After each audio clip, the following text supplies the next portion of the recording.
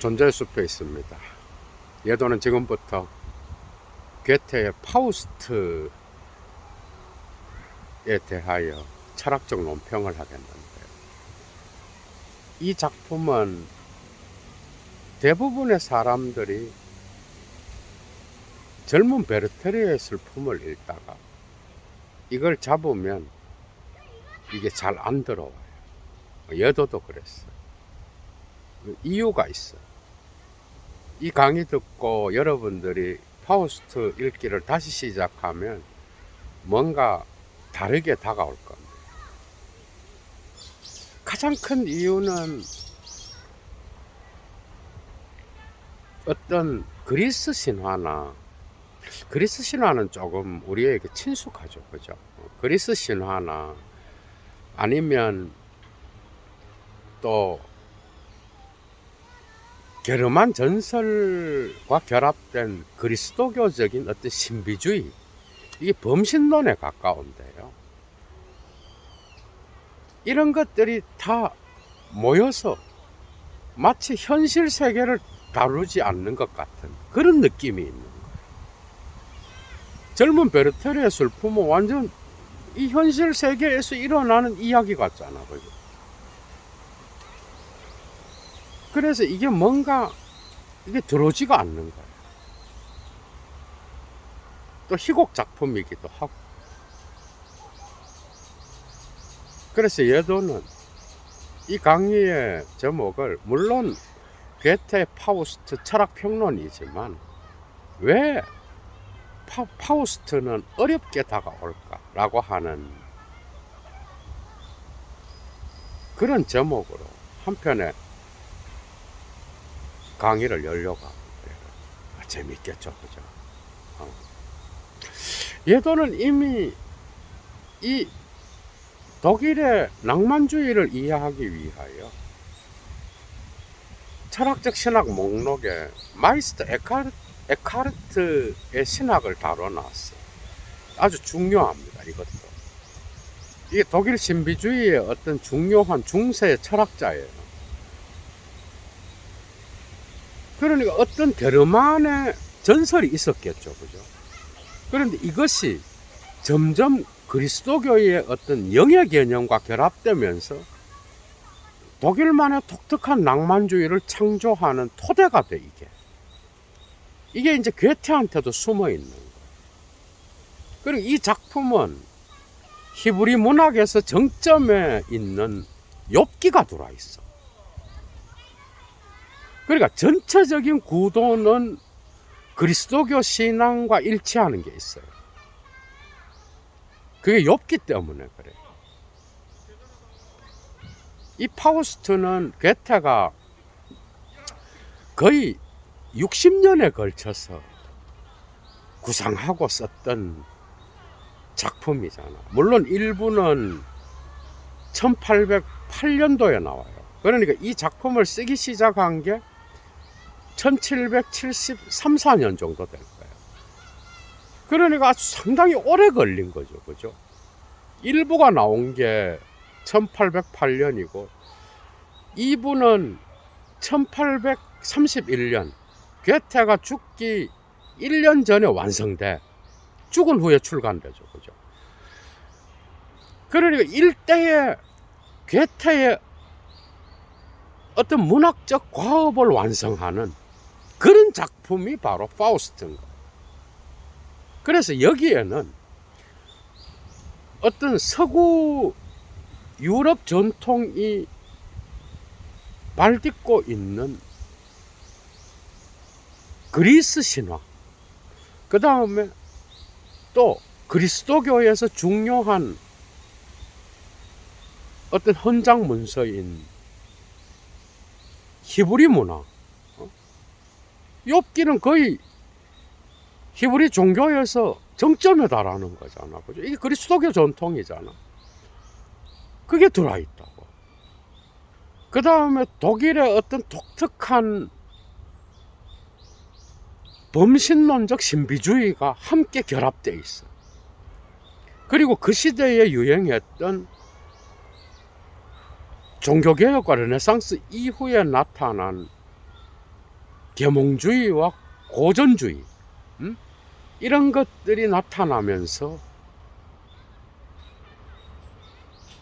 괴테로부터 출발했던 그 낭만주의도 함께 결합되어 있는 거예요. 그리고 다 들어있는 거예요. 그러니까 어떻게 보면 이게 신비주의 책을 읽는 건지 아니면 무슨 종교서적을 읽는 건지 뭔가 이게 들어오지를 않는 거예요. 천사들의 이야기가 막 나오고 천상에서 막 하느님이 이게 이제 욥기에서 다시 패러디한 거죠, 그죠? 그런 이야기들이 나오는가 하면은 마녀가 나오고 마법사가 나오고 뭐 연금술 비슷한 게 막 나오고 그 다음에 또 그 정령들 이런 것들은 뭐 그리스 신화에도 있었지만 게르만 신화에도 있었죠, 그죠? 이런 것들이 막 짬뽕 되어서 어떤 천상과 이 현세가 막 왔다 갔다 하면서 결합되어 있는 그런 작품인 거예요. 그러니까 이게 쉽게 들어오지 않는 거예요. 괴테는 이 파우스트를 통하여 자기가 대가임을 그죠 증명했어요. 그러니까 젊은 베르테르의 슬픔, 그 다음에 그가 썼던 다른 작품들을 갖고는 이 대문호라고 호칭하기가 좀 어려워. 이 파우스트를 통하여 역시 이 유럽 전통의 어떤 전체적인 맥락과 괴테가 살아갔던 그 계몽주의와 낭만주의 그 시대를 통합하는 어떤 전통을 전체적으로 결합시켜서 작품을 내놓는 이게 바로 파우스트인 거예요. 그러니까 괴테를 괴테로 인증하는 게 바로 이 파우스트예요. 이거는 1부와 2부로 되어 있는데 1부는 그레트헨의 비극이라고 불리기도 하고 2부는 헬레나의 비극이라고 불려요. 그러니까 이 작품의 어떤 소재도 아주 중요한 거예요. 그죠? 파우스트는 사실은 전설 속의 어떤 인물이었죠. 종교개혁이 일어나면서 특히 독일에서는 어떤 이런 파우스트와 같은 마법을 걸어서 지식을 갖고 마법을 걸어서 어떤 종교의 진리를 더럽히는, 그래서 악마의 유혹과 결탁하여 악마의 어떤 계약과 결탁하여 결국은 뭔가 신비로운 것을 만들어내지만 그것은 신의 진리의 길이 아니기 때문에 어떤 이단으로 간주되는 그런 인물이었어. 그런 인물이 이제 전승을 통하여 전해왔는데 괴테는 이것을 이 파우스트의 이단화적인 이런 것들을 그 시대의 계몽주의와 결합시키고 또한 그리스도교의 어떤 전통과 결합시키고 낭만주의와 결합시키면서 아주 자기만의 방식대로 독특한 방식으로 이 이단아가 구원을 받는, 그러나 전통적인 그리스도교적인 방식으로 구원을 받는 게 아니라 어떻게 보면 계몽주의적으로 자신의 인생을 살아가면서 그 가운데에서 진리를 깨닫는, 이런 것들이 결합되어 있는 거예요. 아, 여러분 막 팍팍 들어오죠 이제. 그래서 이걸 그냥 이런 서구 문화의 문화사를 전혀 모르는 상태에서 괴테가 좋아서 이 책을 잡은 사람은 그냥 거기서 곧바로 좌절하게 되는 거예요. 그래서 어려운 거예요, 여러분.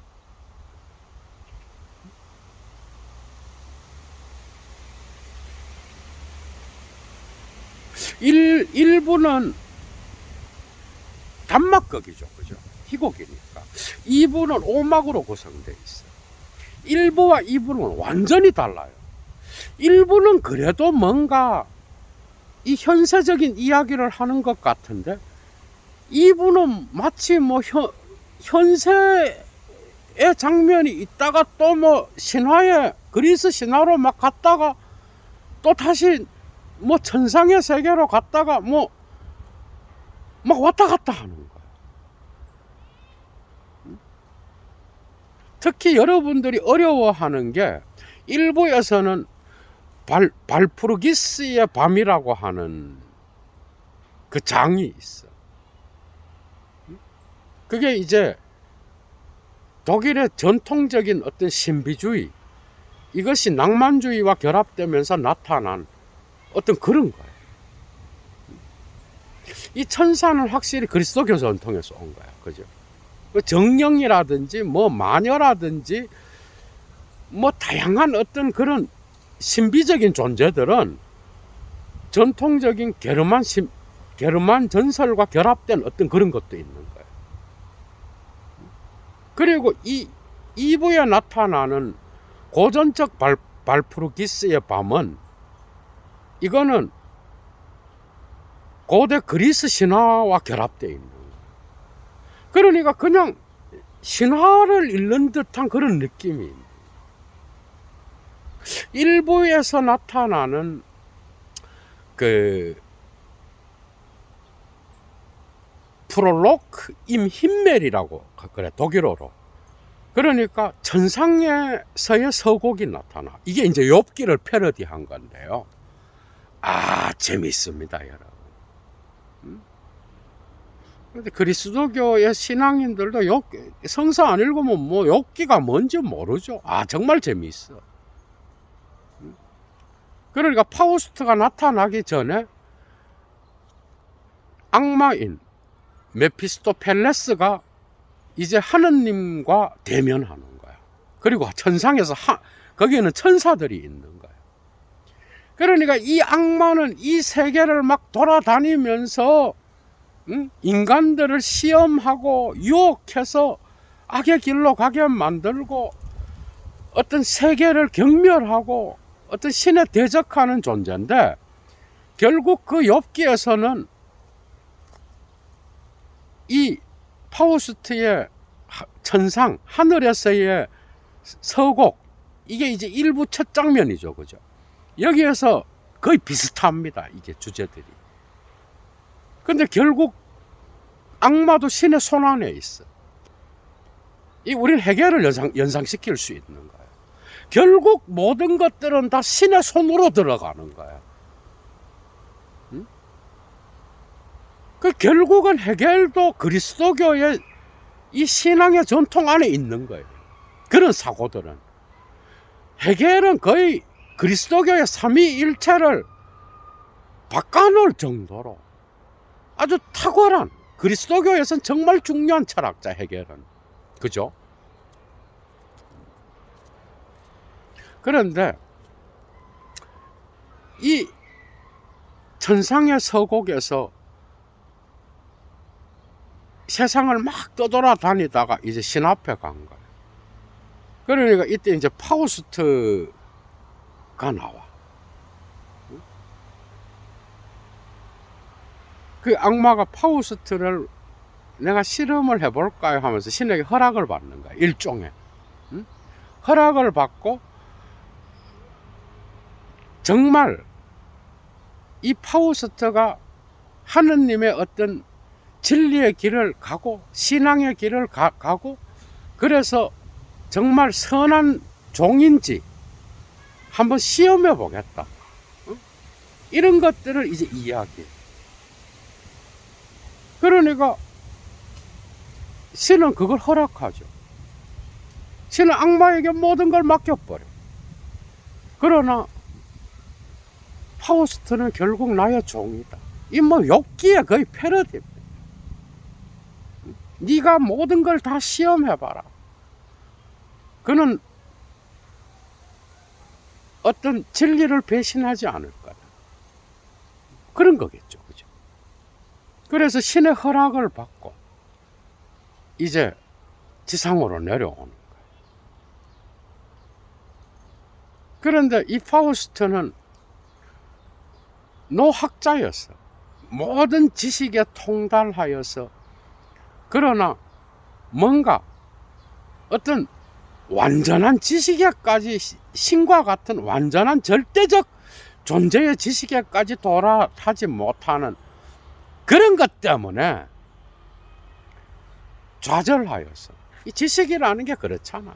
뭔가 이게 좀 아는 것 같은데 또 추구하다 보면은 거기서 결핍이 생기고, 그런 게 지식인 거예요. 거기서 한계를 느끼고. 그래서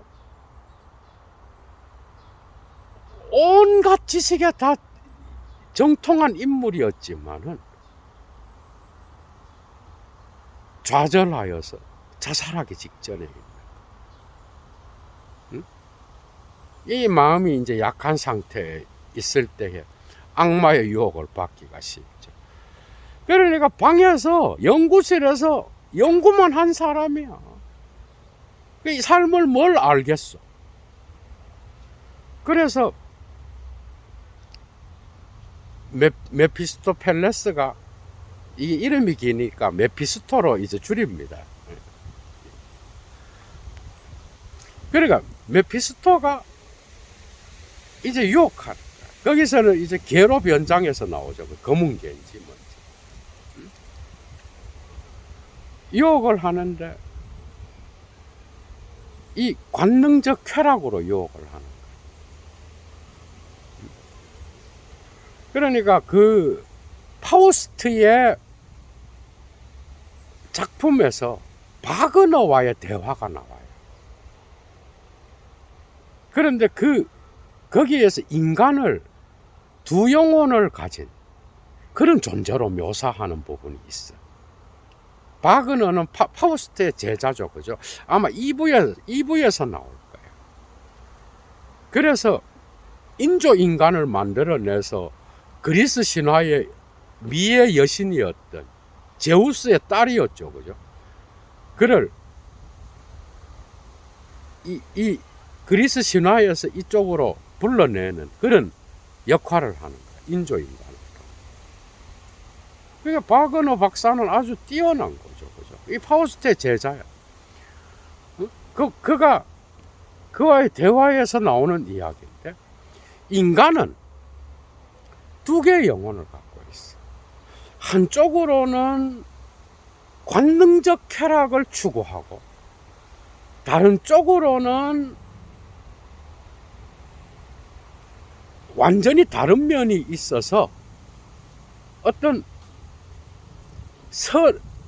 그러니까 성인의 반열, 선한 어떤 행동을 해서 성인의 반열까지 올라가려고 하는 그런 고귀한 것도 갖고 있다 이거예요. 그게 인간은 두 영혼을 가진 존재다 이거예요.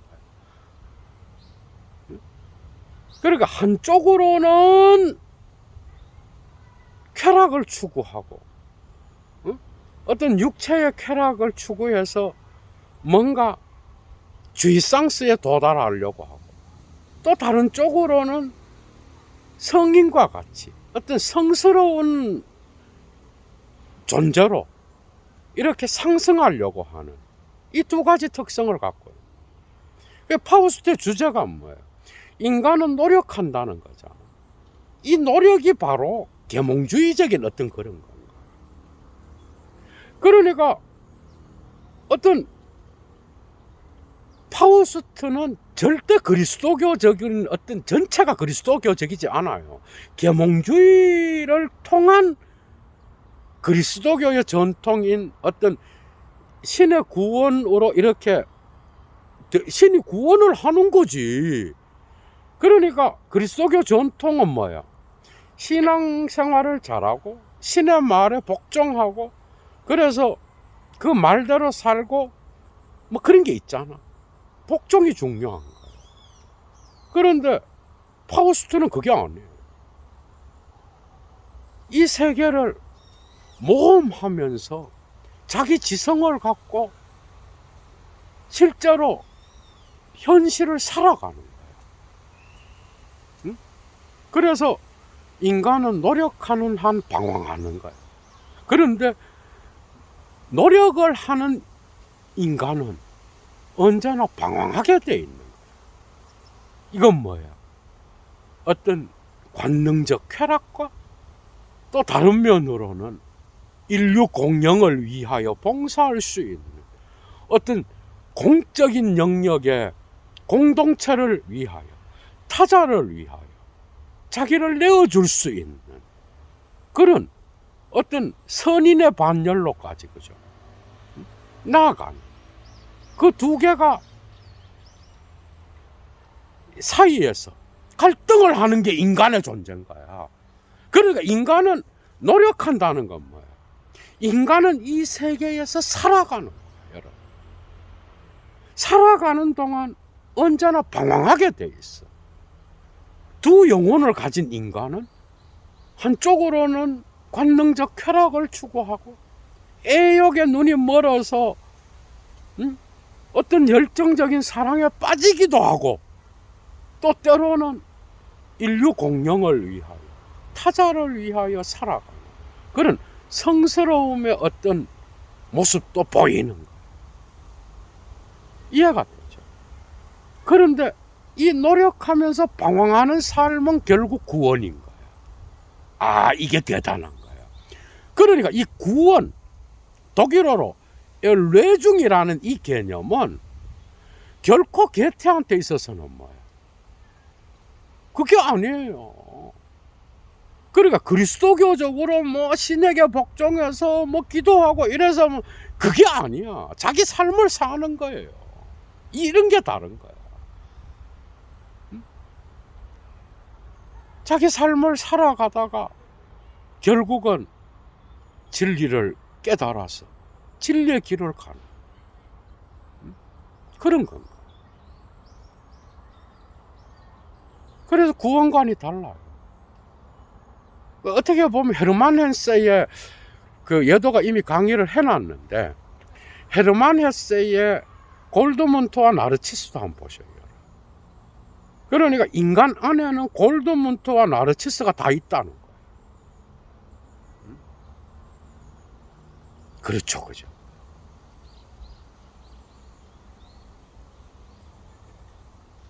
그래서 메피스토펠레스와 이제 어떤 악마와 계약을 하는 거예요. 거래를 하는 거예요. 천상에서 그러니까 내려와서 이 악마가 이제 파우스트와 말을 걸겠죠, 그죠?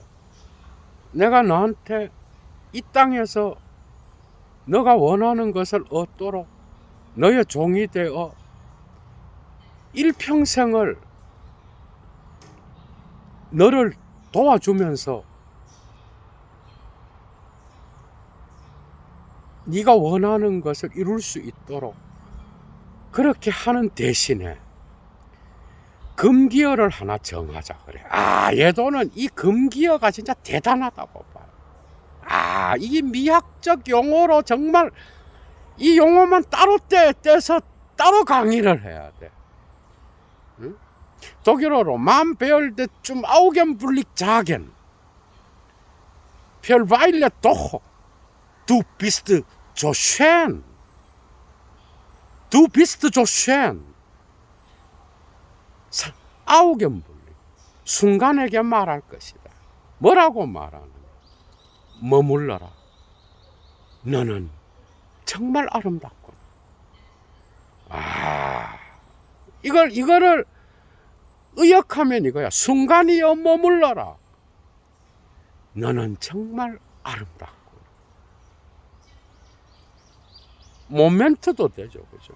임모멘트, 아우겐블릭, 임아우겐블릭, verweile doch, du bist so schön.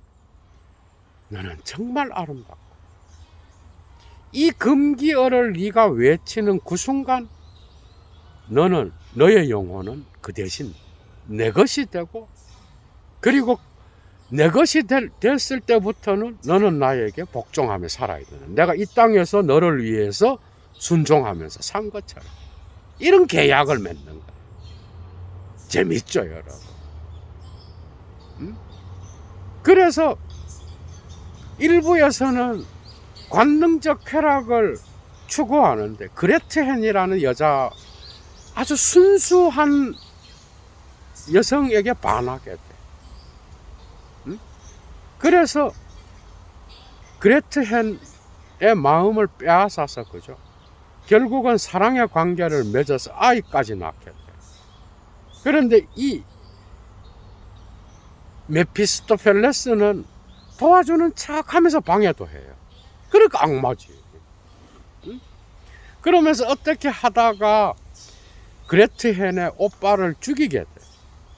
그리고 수면제 비슷한 어떤 약을 썼는데, 몇 방울만 넣어야 되는데 너무 많이 넣어서 엄마도 죽이게 해. 그 일가족을 다 죽고 나서 좌절하여서 그레트 헨이 어떤 파우스트와의 사랑에 의하여 태어난 아이도 물에 빠뜨려 죽여버려요. 이 죄로 감옥에 가게 돼요. 이게 일부의 스토리예요. 감옥에 가게 되는데, 이제 그 감옥으로 이제 도망갔다가 다시 메피스토와 함께 파우스트가 감옥으로 가서 이제 뭔가 상황이 어떻게 됐는지 구해주려고 그러는데 그걸 거부해버려요. 그레트 헨은 정말 아주 순진한 어떤 그런 처녀로 나오죠. 그죠? 그래서 그 감옥에서 자기는 죄를 거의 미친 상태인 거예요. 미쳐버린 상태. 일가족이 다 죽고 파우스트와의 사랑인지 관능적 쾌락인지 유혹에 의해서 아이를 임신하게 되는데 그 아이까지 죽이잖아. 그러니까 영아 사례로 어찌되었건 그 죄책감을 그런 방식으로 도망가서 해결하고 싶지 않은 거예요. 죽음을 받아들이고 거기에서 이게 어떤 참회의 과정이겠죠. 그죠? 그래서 이 파우스트가 어떻게 보면 나쁜 놈이죠. 여기서 일부에서. 살인했죠. 그 다음에 또 순진한 처녀를 깨워서 책임을 지기는커녕 신랑이를 버리다가 그레트 헨의 오빠도 죽이게 되죠. 이게 메피스토의 어떤 관계가 있는 거죠. 그죠? 그러다가 또 엄마까지 죽게 만들고 일가족을 다 죽이고, 그 그레트 헨의 어떤 마음이 어떻겠어. 그래서 죽고 나서 이제 하늘에서 천사들이 이 여자는 구원받았다 그러는 거예요. 그런데 그 파우스트의 구원은 이게 이제 그리스도교적인 구원관 이런 건데, 파우스트는 그게 아니야. 할 걸 다 해요. 이런 나쁜 짓을 하고 2부에서도 이걸 새까맣게 입고 다시 나타나. 다시 나타나서 이제 무대는 어떤 황제의 정치적인 어떤 그런 배경으로 밖에서 나타나는데, 독일의 황제겠죠. 그 황제가 이제 어려움에 빠져서 파탄 가운데 있는데, 이걸 도와주면서 이제 은근슬쩍 괴테는 그리스의 어떤 신화의 이야기로 돌아가서 거기서 어떤 것을 찾아내려고 해요.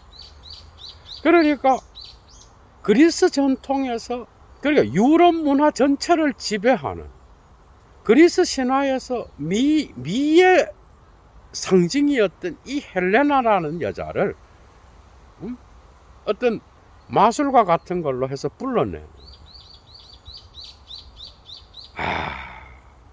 그래서 뭐 트로이 전쟁 나오고 막 이런 게 막 나와요.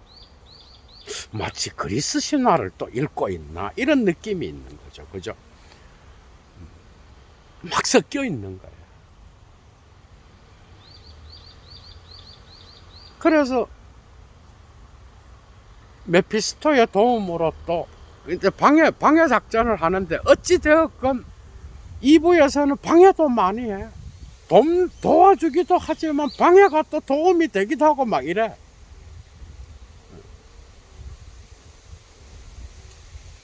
이 작품에서 악마는 그죠. 악마는 악만 행하는 게 아니야. 악한 것을 도모해서 행하는데 이게 결국은 신의 손안에 있는 거예요. 어떤 선을 창조하는 일에 기여하는 거야, 악마가. 이 그리스도교 사상이에요, 이것도. 그래서 바울은 하느님 안에서는 모든 것이 합력하여 선을 이룬다 그래요. 이게 해결로 가면은 여러분 재미있죠.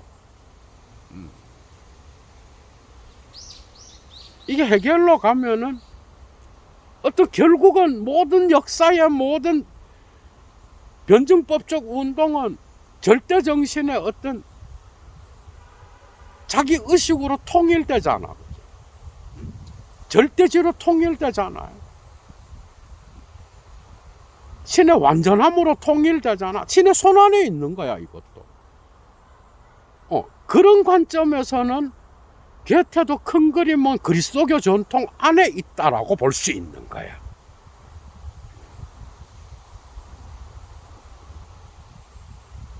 그래서 그리스의 미의 여신을 불러내갖고 그 여자랑 또 사랑을 나눠서 아이까지 가죠.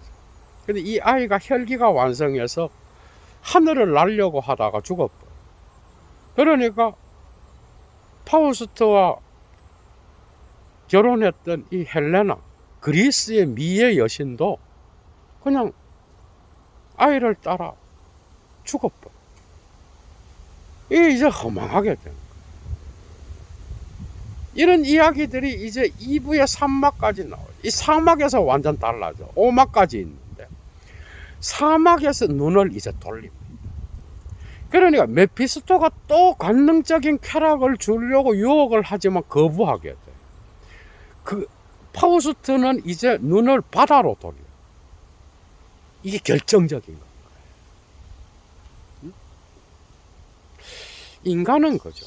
이거는 동서고금을 막론하고, 인간은 자기를 행복하게 하고 자기의 욕망을 추구하고 자기 안에 그치는 거는 절대 행복할 수 없어요. 예도가 어디 다른 강좌에서도 예도도 일평생을 살면서 깨달은 진리, 낭만주의와 괴테와 낭만주의, 아니면 칸트의 그 이성의 한계 안에서의 종교, 그 강좌에서도 이야기했던 거, 곳곳에서 이야기를 많이 했어. 이제 자기의 관능적 쾌락으로부터 공동체로 눈을 돌리는 거예요. 인류애로 눈을 돌리는 거예요. 타자애로 눈을 돌리는 거예요. 그래서 황제에게 봉사하다가 전쟁터에 나가기도 하고 해서 뭐 메피스토와 함께 항상 움직이잖아, 그죠? 거기에서 전쟁에서 승리하여 어떤 공적을 이루기도 하고 막 이래.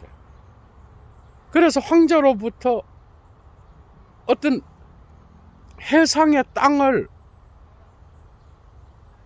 이렇게 받게 되는데 그 땅을 개간하는 그런 일에 착수하게 돼. 이제 근데 이 개간은 거기에서 이제 욕망의 어떤 자기의 관능적 쾌락으로부터 이제 타자에게로 눈을 돌리는 그러한 전환점이 되는 거야. 이게 간척 사업을 하는 자유로운 어떤 민중들을 보면서 이제 변하기 시작하는 거야. 그래서 나이가 점점 들게 돼. 이제 메피스토 팰레스와 계약을 하고 삶을 막 이리저리 살아가면서 이제 고뇌하게 돼. 그러다 근심의 영이 찾아와서 이제 자기 삶을 돌아보는데, 거기서도 그래.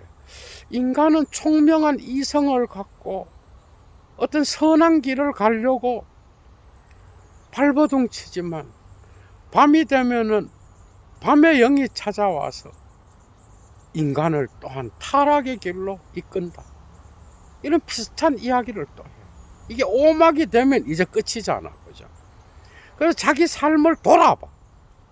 그러면서 자기 삶도 이 쾌락에 붙잡혀서 살기도 했고, 또 이제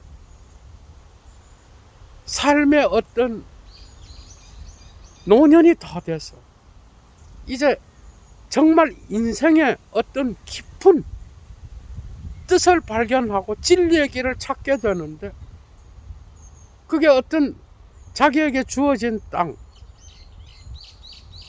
그 해변에 못 쓰는 땅을 간척하면서, 간척 사업이죠. 그죠?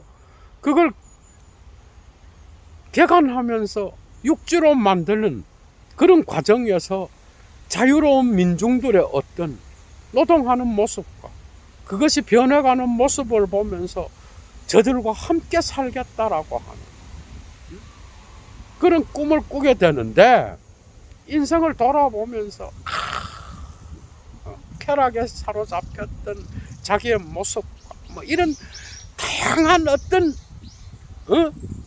변화와 부침의 어떤 인생의 굴곡들을 이렇게 돌아보고 자기를 깊이 있게 성찰하는 시간을 갖는 게 오막에 나. 저 자유로운 민중과 함께 살고 싶다. 이제 인류애를 생각하기 시작하는.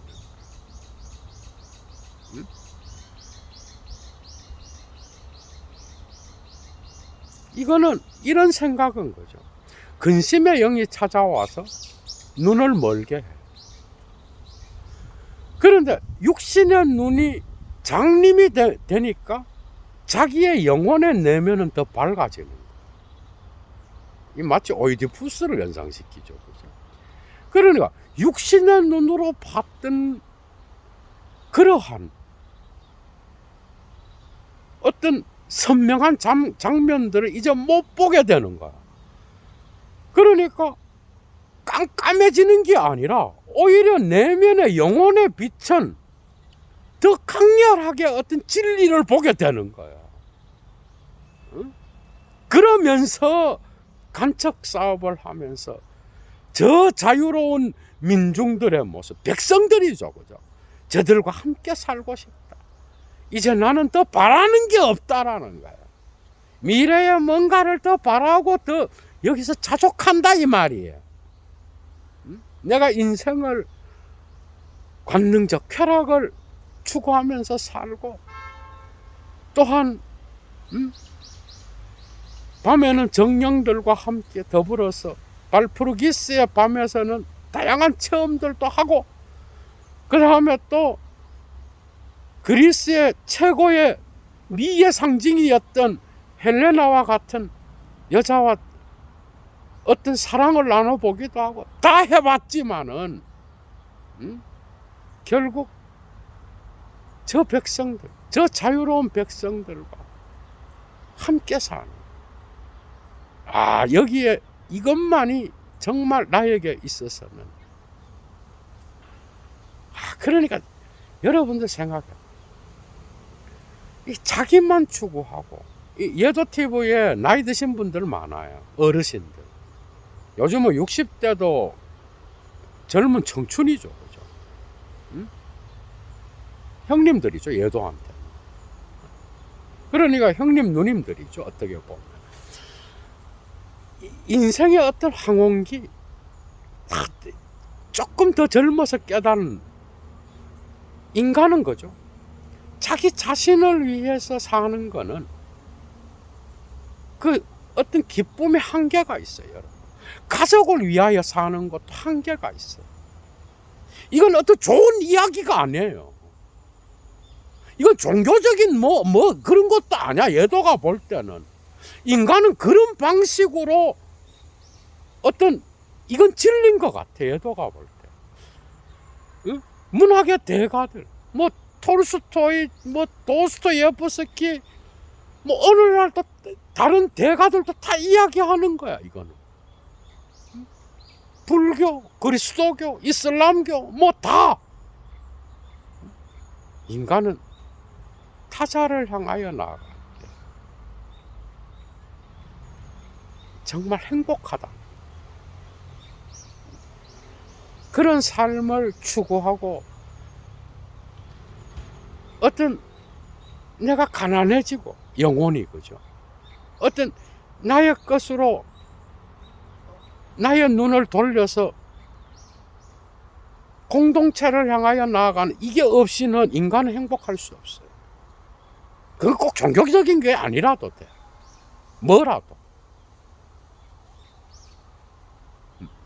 이거는 고전의 모든 고전들이 알려주는 진리예요, 여러분.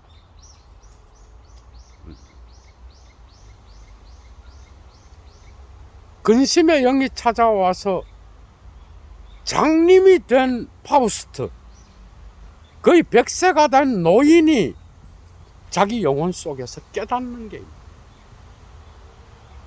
이제 자족하는 거예요. 이 자족은 쉬운 게 아니에요. 그러나 그 이전에 관능적 쾌락을 추구하며 사랑을 나눴던 삶은 그럼 뭐 가치가 없느냐? 아니요. 그럼 뭔가 삶을 모르는 거야. 그게 아니라고. 전부 다가 파우스트의 삶을, 여러분들의 삶을 그죠? 수놓아 가는 거야. 그게 우리의 인생인 거야, 여러분. 그것도 다 여러분들의 삶인 거야. 파우스트의 삶인 거야, 그것도. 이제 마지막이 된 거야. 더 바랄 것이 없는 거야. 자기도 모르게 augen im Moment verweile doch du bist so schön 이렇게 외칩니다. 그러니까 악마 메피스토펠레스가 기다렸다는 듯이 너의 영혼은 나의 거다. 이제 계약하지 않았느냐, 거래하지 않았느냐, 드디어 너가 말했다. 그러나 파우스트는 두렵지 않아. 그게 진리라는 것을 알고 자족하는 마음에서 나온 거예요. 그래서 악마의 어떤 영혼을 팔아서 지옥에 가더라도 자기는 그게 진리임을 깨닫는 거예요. 그러니까 여기에서 정말 이 순간이여 멈춰라. 너는 정말 아름답구나라고 하는 이것은 어떻게 보면 금기어잖아. 그죠? 그런데 이것은 파우스트의 어떤 말년의 인생, 마지막 순간, 어떤 대단원, 삶의 대단원을 장식하는 어떤 거야. 진리를 깨닫는 순간 나온 거야. 그런데 이것을 말하면 악마에게 자기 영혼을 이제 맡겨야 되는 순간인 거야. 이거는 또. 정말 멋지죠. 그죠? 대가의 클래스가 나오는 거죠. 이거 완전 다른 거야.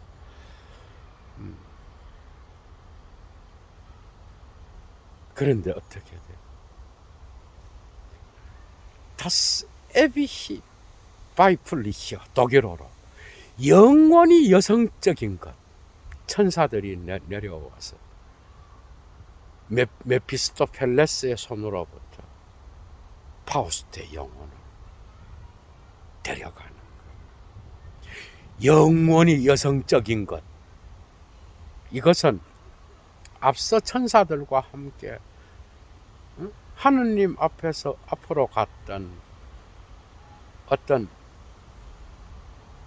그레트헨의 영혼이라는 영혼으로 해석할 수도 있지만, 어떤 그리스도교에서는 특히 성모 마리아로 또 이야기할 수도 있고, 어떤 영원히 여성적인 것이 것을 통하여 파우스트는 구원을 받는 거예요. 자기 삶을 자기 뜻대로 살면서 결국 노력하는 한 인간은 방황한다라는 것. 관능적 쾌락과 어떤 공동체를 위하여, 타자를 위하여, 인류애를 위하여 봉사하는 그러한 선한 어떤 것, 방황하다가 결국은 구원을 받아요. 이건 사실 신을 삭제해도 돼요. 결국 삶은 방황이라고. 살아있다라는 것은 노력해야 되고, 살아있고 육체를 가진 이상은 이 두 개의 영혼으로부터 완전히 벗어날 수 없다라는 것. 그럼에도 불구하고 노력하면서 살아가는 인간은 자기의 삶을 자기 뜻대로 살아가는 인간, 이게 계몽주의의 어떤 자율적 인간인 거야. 복종, 대가리 숙이고 신에게 복종해 구원, 이게 아니라고 지금. 자율적 이성을 갖고 자기 삶을 살아가면서 결국은 마지막에 구원이 온다라는. 우리네 삶도 역시 그렇지 않겠는가. 결국 여러분들의 삶을 살아야 된다. 이 니체적 위법면시를 얼마든 적용할 수 있어. 그러면 마지막 순간에 여러분들은 자족하면서 파우스트와 같이 순간이여 멈춰. Für Weile doch, du bist so schön. 너는 정말 아름답구나 라는 말을 남기고 이 세상을 떠난다면 그는 정말 행복한 인간이겠죠. 마지막에 타자를 향하여 눈을 돌렸대. 자기의 관능적 쾌락을 멈추고 바다를 향하여 눈을 돌리고 해안을 향하여 눈을 돌렸던 이 파우스트, 결국 그거는 인류애를 향하여, 타자들이 있는 공동체를 향하여 눈을 돌렸을 때 또 다른 세계의 지평이 열렸다는. 역시 고전은 고전입니다. 그죠? 돈 주고 살 수 없는, 억만금을 주고도 살 수 없는 가치가, 그죠? 예도의 입을 통하여 게테 스스로만 깨달은 거예요. 동서고금의 모든 고전은 이런 진리를 가르치고 있다. 여러분들의 삶도 한번 깊이 있게 되돌아보시기 바랍니다. 클래스의 차이가 느껴지죠. 이 강의 듣고 파우스트 1, 2부를 한번 다시 한번 읽어보셔요. 여러분 행복한 주말 보내십시오. 좋아요 잊지 마시고요. 여건이 되시는 분은 꼭 사막의 철학을 위하여 자발적 수업료를 보내주시면 감사하겠습니다. 얘도 물러갑니다. 주스.